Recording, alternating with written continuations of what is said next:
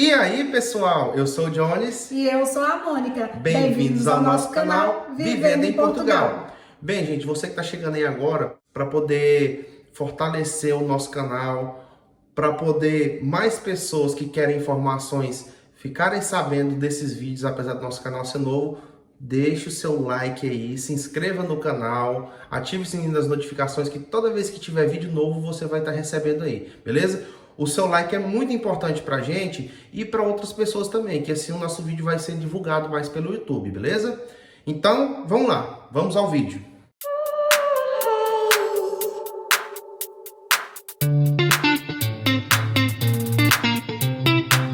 No vídeo de hoje nós vamos falar de toda a documentação necessária que nós tiramos para poder vir para Portugal e de todos os documentos que nós tiramos até hoje, depois que chegamos aqui em Portugal, beleza? Eu quero voltar a dizer, gente, novamente, lembrando que nós estamos falando o que aconteceu com a gente, tá? De uma forma bem simples, para que vocês possam entender e realmente só os fatos que aconteceram com a gente. Então, assim, a gente procura não aprofundar em nada. E teríamos que ter um conhecimento muito amplo também para poder a gente estar explanando Sim. sobre isso. Então, diante da nossa realidade, é isso que nós vamos passar para vocês e a gente espera que possa ajudar de alguma forma. Está colaborando de alguma maneira com vocês. Sim. Lembrando também, pessoal, que às vezes a gente fala algo aqui nos nossos vídeos que a gente pode estar errado ou pode estar certo, depende do nosso ponto de vista, né? Até mesmo porque teve alguém que comentou nos nossos vídeos aqui, assim, eu acho que não sei se ele foi no intuito de criticar ou de ajudar, sobre a questão do salário, que nós falamos que o salário de Portugal é um dos mais baixos da Europa. Realmente é um dos mais baixos da Europa. Ele veio e comentou da seguinte maneira, falou assim, que nós estamos, youtubers daqui, estamos copiando uns aos outros. Na verdade, nada se cria, tudo se copia, correto? E desde que seja para ajudar o máximo de pessoas, eu não me importo de copiar ninguém, né? E também não é nem a questão de copiar, Jones. Eu vejo por outro lado. O salário é isso. E o que nós vamos ter que falar? Nós falamos, e não foi na forma de crítica. Nós falamos que apesar de ser um dos mais baixos, a gente consegue viver bem. É isso aí. Primeiro documento fundamental e essencial é o passaporte, né, Mônica? Sim. Como que nós fizemos para tirar o passaporte? Então, o passo a passo do passaporte é muito simples. Primeiro passo, você vai entrar no site da Polícia Federal, né, e vai fazer seu cadastro e vai gerar um boleto, onde você, após pagar esse boleto, você vai entrar novamente no site da Polícia Federal e agendar a sua visita presencial, né? Aí você escolhe lá no site a cidade que você deseja estar fazendo isso. Tá, e essa visita presencial, eles requerem uma série de documentos que você deve apresentar no dia. Lá todos os documentos vai estar um rol taxativo lá no próprio site da Polícia Federal, quais os documentos necessários que você deve apresentar no dia para você fazer o seu passaporte. Sim. Então, é muito simples, tá autoexplicativo também no site da Polícia Federal. Qualquer coisa é só digitar lá no Google, tirar passaporte, aí já vai direto lá, não tem erro. Após estarmos com o nosso passaporte em mãos, porque para viagem internacional a gente precisa do passaporte, consequentemente, na hora que você vai comprar a sua passagem aérea, você precisa inserir o número do seu passaporte.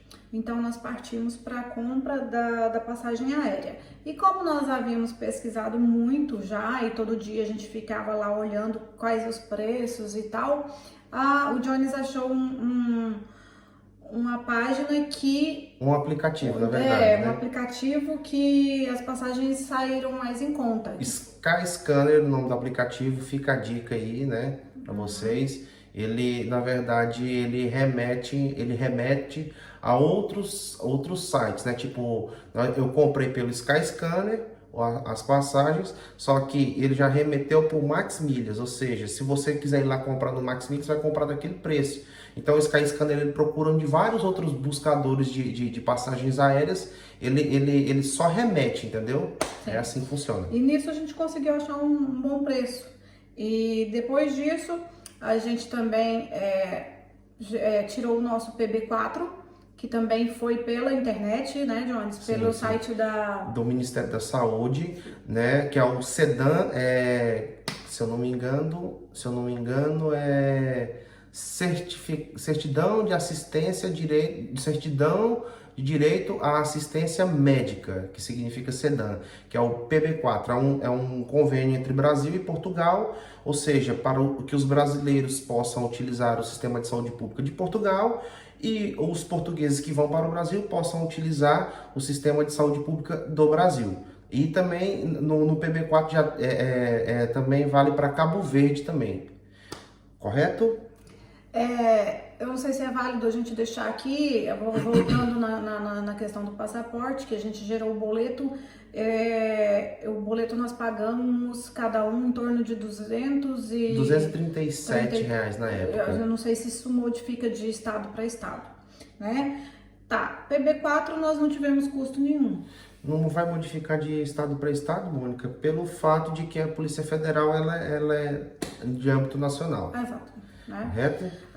E daí nós também tiramos o nosso seguro viagem. Nós fizemos o seguro viagem pelo fato de que, apesar de você ter assistência médica gratuita aqui em Portugal, o PB4 ele não substitui o seguro viagem, porque o seguro viagem ele vai te abranger para outras situações. Vamos lá, que Deus o livre, aconteça um caso de morte, né? Para você ter um translado do seu corpo daqui de Portugal para o Brasil de volta, vai ficar em torno de uns 30 mil dólares por aí aproximadamente. Então é muito caro. Então assim, e o seguro viagem, gente, é muito barato.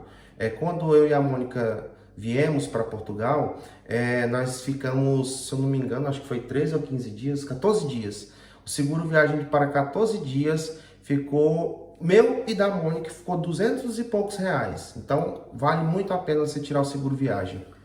E também fizemos, lógico, que você vindo para um país, um outro país, você tem que ter a sua reserva de hotel.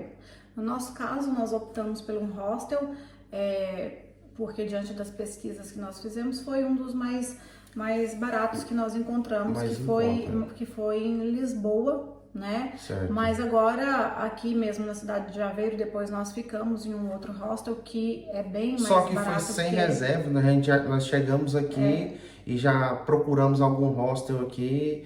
Acaba que sai bem mais em conta do que o hotel. O hotel é muito conforto e acaba que sai bem mais caro. Não que o hostel não seja desconfortável, né, Mônica? Sim. Nós ficamos 13 ou 14 dias, eu acho, ficou em torno em reais, foi 1.800, 2.000 reais. Entre 1.800 a 2.000 reais. Sim, com as taxas. Todas as taxas. Então, gente, lembrando que... gente, detalhe importante, Mônica, que eu e a Mônica, nós viemos como turistas, né? A primeiro passo, nós íamos vir para Portugal para passear, para conhecer e ver como que seria e tal, assim, nós nos adaptaríamos aqui, e realmente superou as nossas expectativas. Portanto, a gente resolveu ficar, a gente não resolveu voltar, e também a gente já pegou o meio da pandemia também, já não teria como voltar, e a gente já conseguiu se virar, fizemos manifestação de interesse, que é o que nós vamos falar mais adiante no vídeo, né? Isso. E detalhe, gente, nós compramos passagem de ida e volta, a Mônica não falou no começo, porque é obrigatório. Porque é obrigatório, que se você vem como turista, você tem que ter a passagem de ida e volta. Mas depois nós ficamos sabendo, né, que tipo, se você quer vir como turista para morar aqui, vem como turista para poder residir em Portugal, acaba que sai mais caro. Em vez de você comprar passagem de ida e volta do Brasil para Portugal, você compra a passagem de vinda... De Portugal para o Brasil, né? Do Brasil para Portugal. E aí, porque você tem que comprovar a saída do espaço Schengen, que é da União Europeia. Ou seja, acaba que sai muito mais barato você comprar uma passagem de Portugal para o Marrocos, que está bem aqui do lado. Então, assim, fica a dica aí. Mas lembrando, gente, nós isso que eu tô te falando. Não estamos incentivando a fazer esse tipo de coisa. Mas mais vale você tirar o seu visto de residência, que nós vamos falar dos vistos daqui mais um pouco, que tem vários tipos de visto, mas vale você tirar o visto de residência ou visto de estudante do que você fazer isso daí, né? Deixa eu complementar aqui, que eu acho que não ficou claro aqui na fala do Jones. Ele falou assim, do Brasil para Portugal. Não. Lógico que a gente compra passagem de vinda do Brasil para Portugal, mas a volta, que você falou Brasil-Portugal, não, do Portugal para Brasil, ao invés de você comprar a volta de Portugal para Brasil, você compra para qualquer local, tipo Marrocos, por exemplo, Marrocos, que sai do espaço Schengen. Então você tem que comprovar. Na imigração, minha e da Mônica, nós só não apresentamos nada do que se pediu, né? Mas nós tínhamos tudo o que precisasse, nós tínhamos seguro viagem, nós tínhamos PB4, né? Tudo que precisava nós tínhamos. Toda a documentação que precisava nós tínhamos, mas infelizmente ou felizmente não pediram nada. Agora, gente, se você tem tempo de se preparar, como a gente disse, a gente veio como turista e existem vários tipos de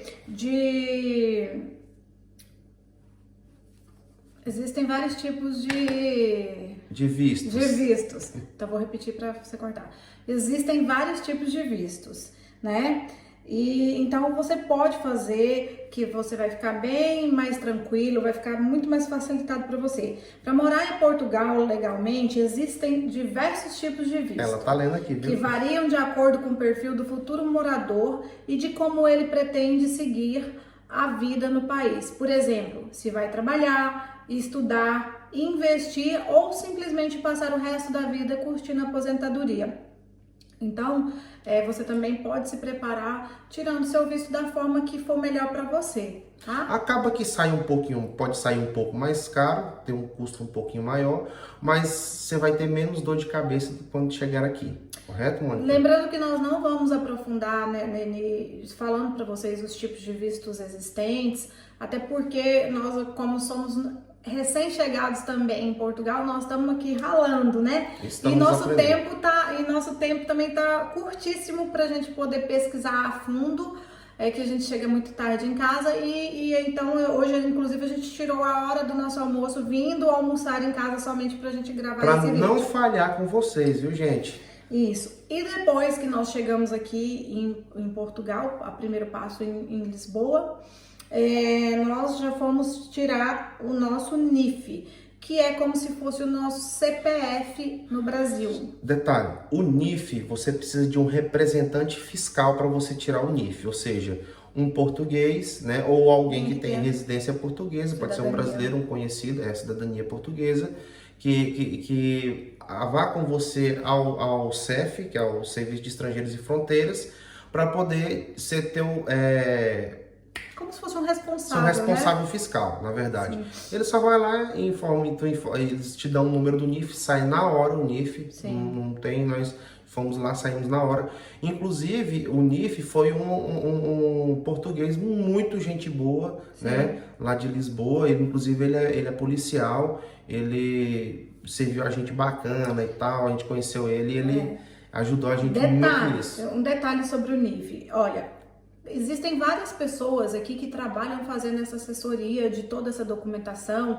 Tem gente até mesmo que te auxilia até no processo de arrumar trabalho. Não foi o nosso caso. Inclusive aqui no nosso prédio tem uma brasileira que faz... Nós conversamos com ela por cima assim que iniciou a pandemia. Mas depois, como o escritório dela está fechado ainda, nós não tivemos um outro contato. O NIF... Nós fizemos por conta toda a documentação, mas o NIF, eu aconselho, se você não conhece ninguém, se você não tem nenhum amigo, nem português, nem brasileiro aqui, que tenha residência. Que tenha residência, né? Que você pague. Porque você paga a assessoria, Mônica, porque tem muita gente... Ou pague... Que aconteceu lá conosco em Lisboa, as pessoas cobrando aí 50 euros para poder tirar o NIF, para ir lá e tal. Então, assim, às vezes não caia nessa, porque sim, infelizmente tem muitas pessoas boas, assim como tem muitas pessoas más no mundo. Ou pague somente também para tirar o NIF com uma pessoa que você tenha conhecimento e que tenha segurança, porque a gente vê muito golpe, Isso. né? No nosso NIF, por nós não conhecermos ninguém, foi meio complicado a gente conseguir. Conseguimos, eu falei com uma moça que por coincidência era nossa vizinha na cidade de Redenção do Pará. Nós morávamos em Xinguara Mas e nós ela em nem Redenção, conhecíamos. mas nós não conhecíamos no Facebook. E ela, por já morar em Lisboa, tinha esse amigo e ela pediu esse apresentou pra favor. gente. Pediu Ela esse apresentou favor pra a ele que ele prontamente nos ajudou. Foi uma das coisas mais difíceis de início de documentação para nós. Depois que nós tiramos o NIF, ele já levou a gente no banco, abrimos a nossa conta. Na verdade, eu abri a minha conta primeiro e a Mônica, porque ficou faltando uns documentos, não deu para poder abrir. E então, depois ela foi e abriu a conta no banco dela sem nenhuma dificuldade também. Então, sim. Pronto. Depois do NIF, a conta no banco. Próximo documento, Mônica? Então, gente, depois da nossa abertura de conta, aí nós já estávamos aqui na cidade de Aveiro. Nós fomos abrir... Na loja do cidadão, na que eles loja falam do cidadão, aqui. Fomos abrir nosso recibo verde, que é a...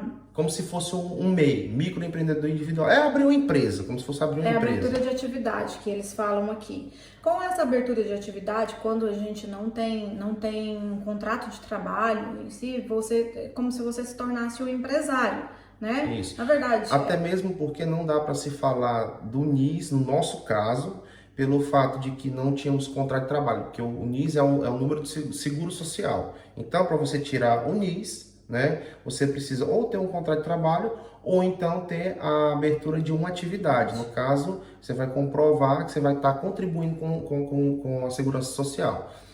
E para você tirar o recibo verde, ou seja, abrir a atividade, do que precisa, Mônica, também? Um detalhe. Que nós fomos às finanças e tivemos que voltar lá umas 2 vezes ainda porque ficou faltando isso. Sim. Né, Mônica? Nesse caso, nós já tínhamos arrendado aqui o nosso apartamento e nós tínhamos já o contrato com a imobiliária.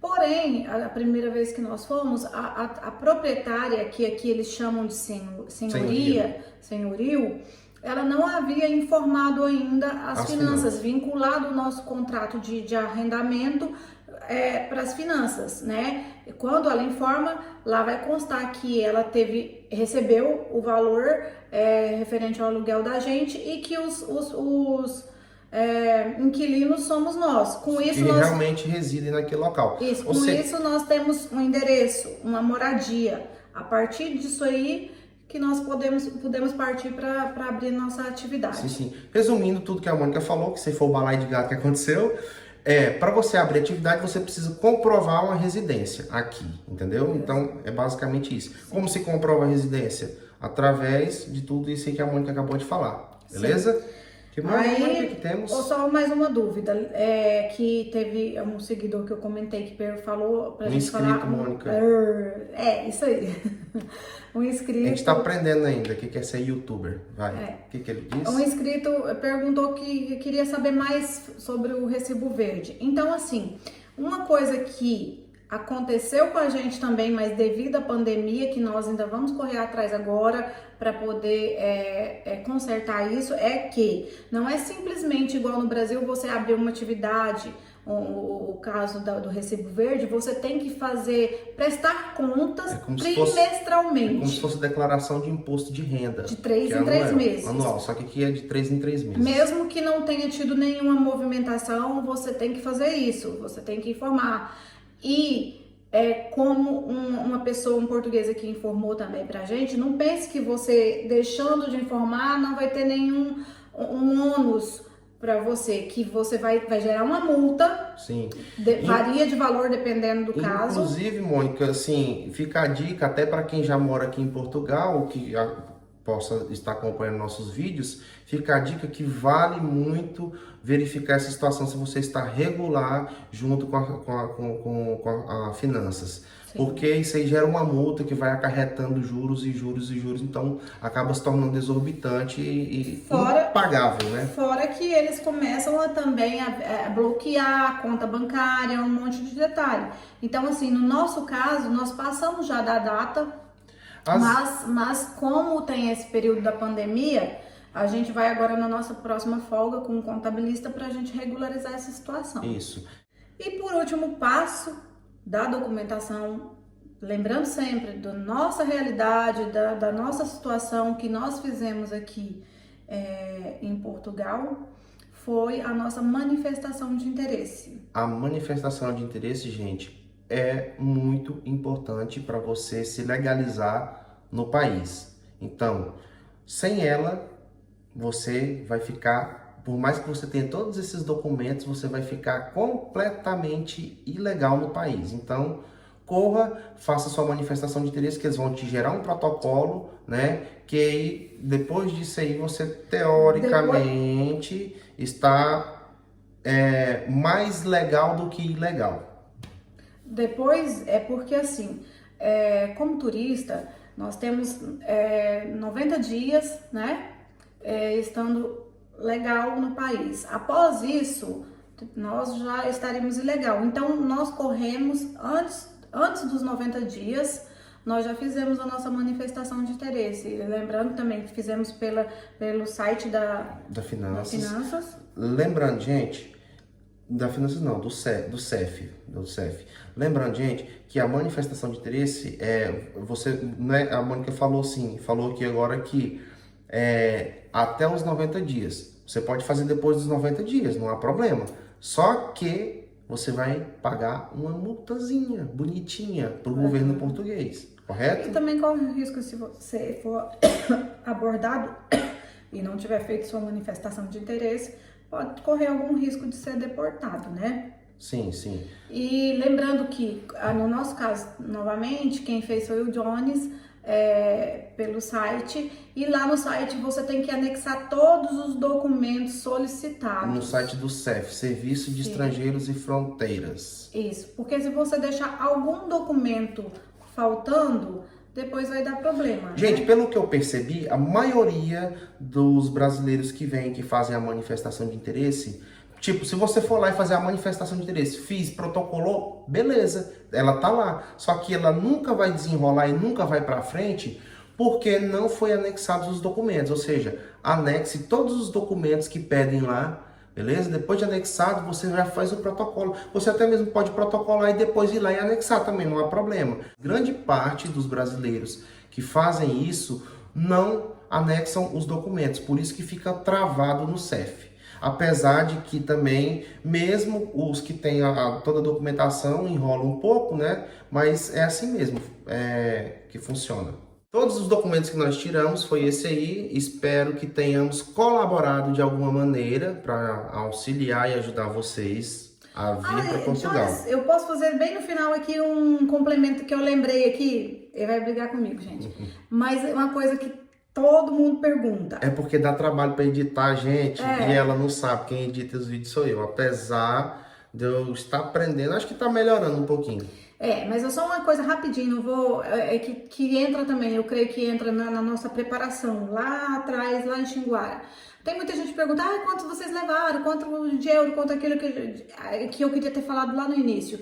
Enquanto a gente foi fazendo toda aquela documentação, a gente foi se preparando também financeiramente, que foi vendendo o meu carro, vendendo o dele e algumas economias. A gente em torno, até hoje, para vir com passagens e tudo, vou deixar por cima, acredito que nós gastamos com arrendamento e tudo, uns 30 mil reais, tá? E a gente ainda tem as nossas economias. Só isso. Eu espero que possa ter ajudado com mais alguma informação aí. Certo, tem gente que vem com bem menos também, né, Mônica? Né? Sim, então, sim. assim, é a nossa realidade, como a gente sempre fala, nossa realidade. Então, gente, um beijo do Jones. E um beijo da Mônica. E até domingo que vem.